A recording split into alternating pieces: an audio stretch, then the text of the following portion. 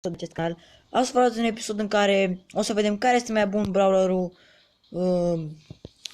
de pe acest joc Brawl Stars. Și astăzi o să testăm pe Bo și pe încă doi brawler, pe Pam și pe Poco.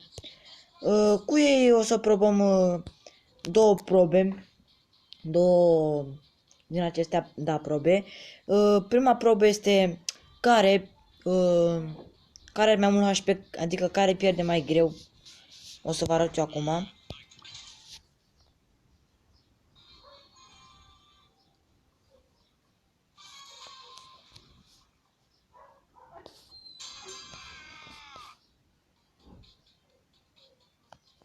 Uitați, acel robot vede, să vedem în câte secunde. 2, 3, 4, 5, 6, 7, 8.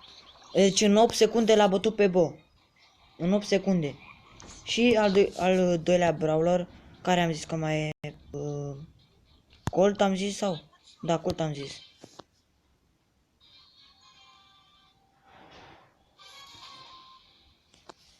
Deci pe Bo l-a bătut în 9 secunde. Cam greu. 1, 2, 3, 4, 5, 6, 7, 8, 9. Tot 9 secunde, nu vine să cred. Sunt la egalitate. Și am zis că mai este Poco. Da, Poco. Cred că pe Poco îl bate mai greu, care are 5000 HP. Da, așa zic. Nu zic că îl face, dar așa zic eu.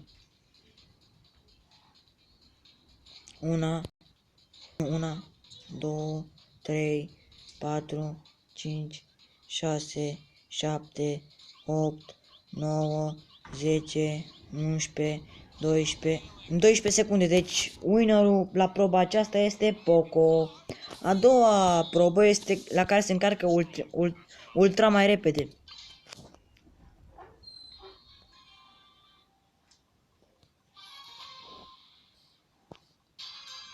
Să numărăm secundele. 1, 2, 3, 4, 5, 6 secunde.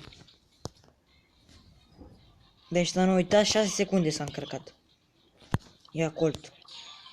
Nu, am dat select, stați așa un pic.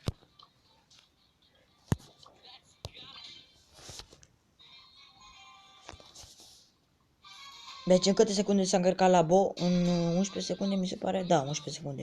1, 2, 3, 4, 5.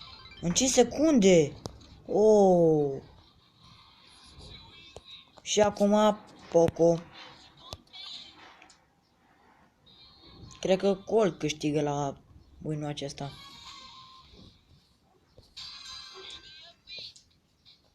Una, 2, 3, 4, 5, 6. Da, deci a câștigat Colt la win-ul.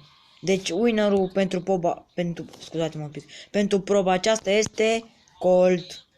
Nu uitați să dați like, să vă abonați la canalul meu, să-mi spuneți în comentarii care a fost mai bun și nu uitați să vă abonați la canalul meu.